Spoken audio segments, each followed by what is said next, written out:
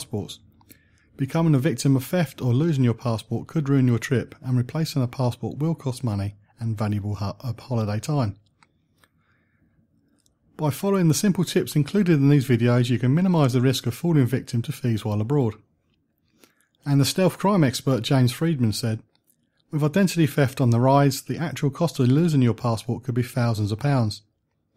Criminals and con men are always evolving the tricks they use to target tourists, but a few simple precautions can really help to keep you safe." And the tips given are: be aware of your surroundings and be wary of strangers who take an unusual amount of interest in you. A damaged passport cannot be used for travel, so value it and keep it safe. Lock your passport in a safe if you have access to one, or if you're required to keep it with you, make sure its location is not visible. Make 2 photocopies of your passport, leave one with friends or family and take the second one with you, or store an electronic copy securely, and where permitted use your photocopy as the alternative ID, for example if you're going out for the night. For certain countries your passport must be valid for 6 months after the date you travel. Check the entry requirements before you go, and do fill in the emergency details and next to kin page before you do go.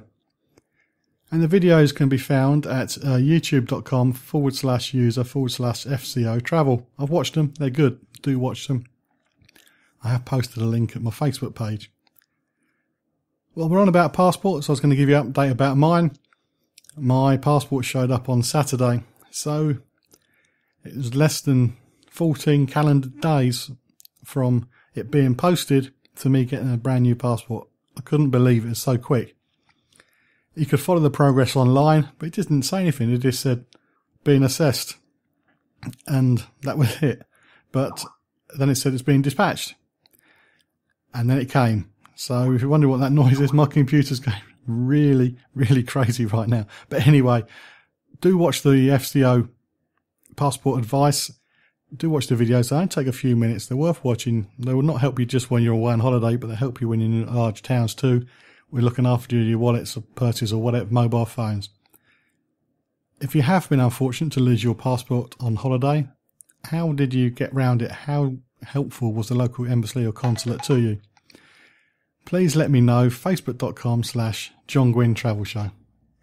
Hey Dave, it's your round, mate. Yeah, my throat's drier than the Gobi Desert. All right. Beers all round, yeah?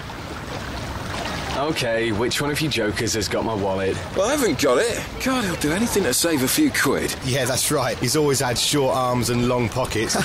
Seriously, guys, someone's nicked it from my bag. If you lose your wallet, passport or tickets while you're on holiday, your mates winding you up will be the least of your worries. Keep your valuable stuff locked up safely when you don't need it. And if you're on the beach or by the pool, only take the cash you need. For more information, go to gov.uk/knowbeforeyougo or follow us on Facebook or Twitter. You can follow me on Twitter at holiday_hut.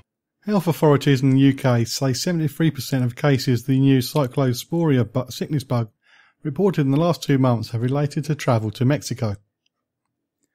Public Health England, PHE even, and Health Protection Scotland, HPS, have been investigating an increased number of cases of the infection in travellers who have recently returned from the country. Between the 1st of June and the 5th of August 2016, 204 confirmed and probable causes of cyclosporia have been reported in the UK. Of those, 148 cases were associated with travel to Mexico, all linked to all-inclusive resorts, mainly in the Riviera Maya region. The figure could be higher as 53 cases are still being investigated for their travel history. In addition, PHE says that some other cases are not reported and not all people with symptoms are tested.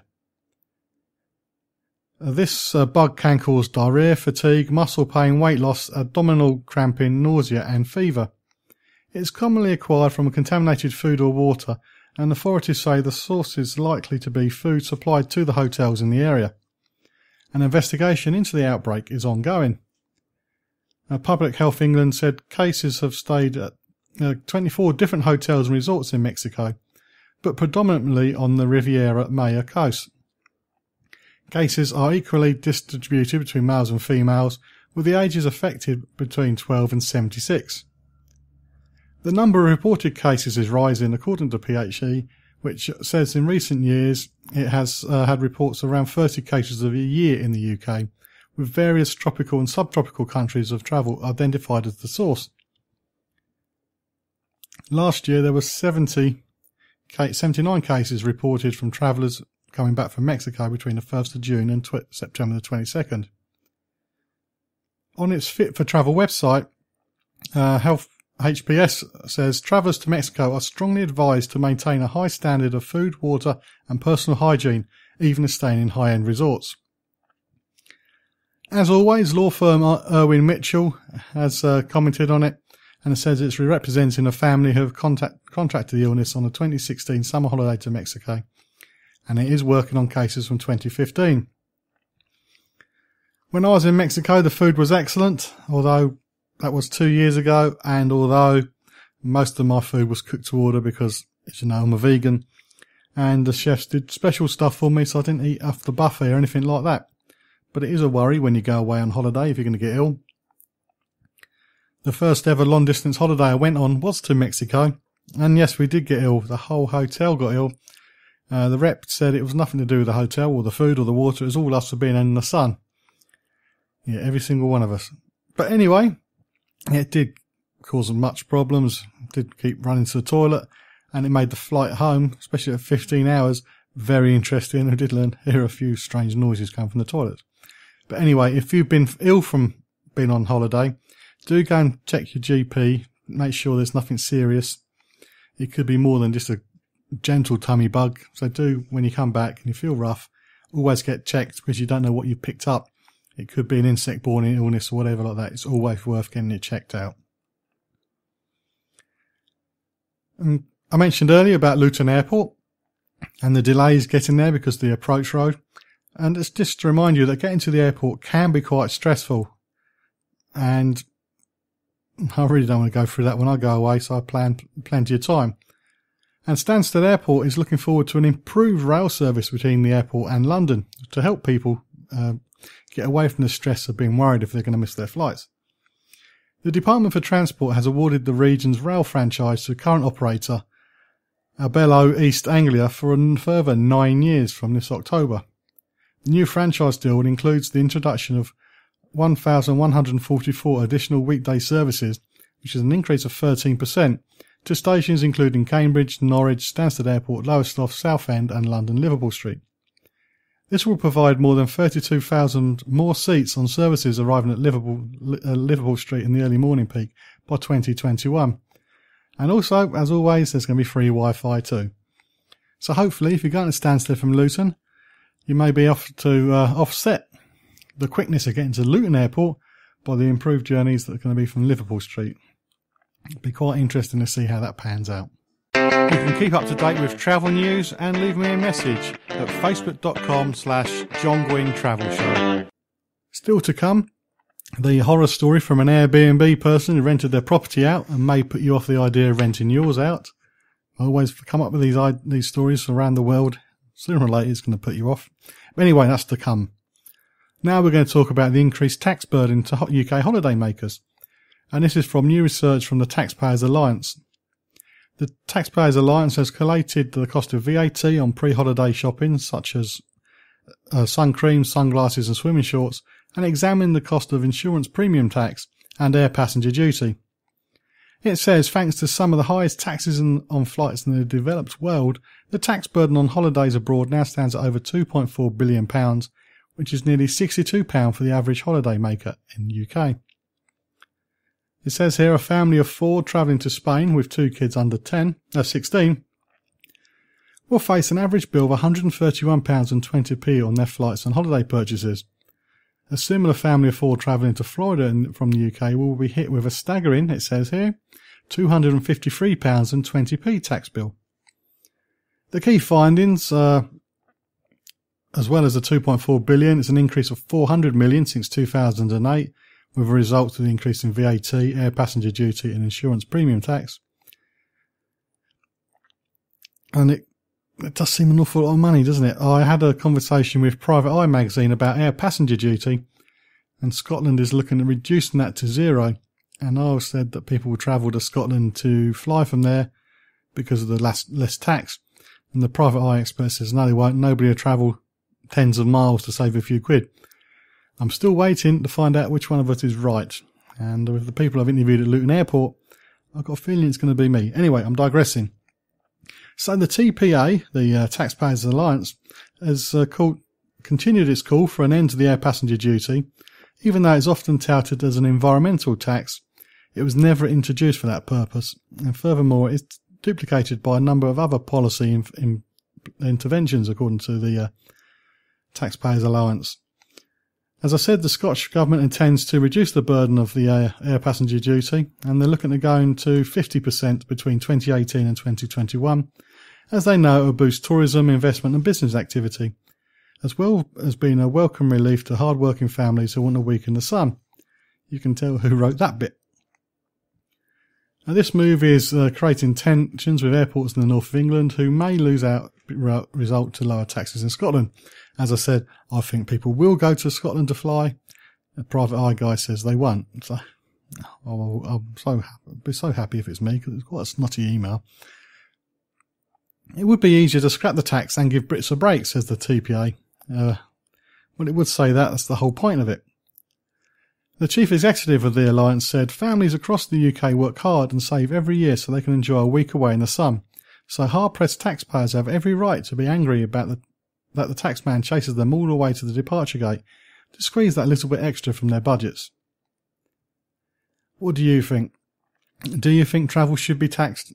Is it being taxed too much? Should it be taxed less? Should it be taxed more? Because every industry says that they shouldn't have to face a tax burden, it should go somewhere else, but they can't all go somewhere else. And I'm okay about it myself personally. I don't think it's too bad, but then I'm not a family of four. If you want to know more about the Taxpayers Alliance report, you can go to tinyurl.com/JQWBXXJ, or you can just post your thoughts on the subject at facebook.com/John Guinn Travel Show. And talking about more for less, or less for more? No, less for more. Yeah, there we go. Less for more. British Airways will no longer provide 2 meals on economy travellers on flights under 8.5 hours.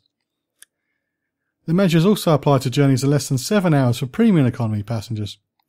The reduced menu was introduced last month, and there have been reports before that saying that BA was going to charge for in-flight food service. So instead of 2 full meals, passengers will only get 1 and might have to make do with snacks if they get hungrier later in the flight. The choices of alcohol and complimentary snacks will not be affected. Many flights from the UK to the east coast of the US, including New York, take between 7 and 8 hours, while the journey to Toronto and Montreal is also 7 hours. So an awful lot of people on a plane for an awful long time are going to be very hungry. I'm not looking forward to my 2 meals when I fly to Antigua, because nobody looks forward to aircraft food. But it'd be something to take away the time for 15 minutes between the 2 meals. Are you fussed about the lack of meals on BA? Are you really upset about it? Like me, do you like to build up your body and maintain your weight? Or do you think it's going to be a nice little start to a holiday diet? Facebook.com/John Guinn Travel Show, and let me know what you think. Hello, it's Roy. Yeah, we're on the ferry. We should be in Spain tomorrow afternoon. Well, be careful. Lots of crooks on the roads out here. Crooks? You know where I grew up. This is different. They target British registered vehicles. Yeah, they used to do that round my way. I'm serious. They'll tell you there's something wrong with your car, so you pull over, then they rob you. Or they distract you at a motorway stop. They target hire cars, too. Hire cars? Yeah, well, they're driven by tourists. Oh, OK, I'll watch out. Good. So, looking forward to the drive down? Yeah, well, I was. Thieves in Spain have been targeting hire cars and UK-registered vehicles, so be extra careful on the roads. For details, visit gov.uk and search for Living in Spain. Checking it out before you check in on the John Guinn Travel Show on ukhealthradio.com.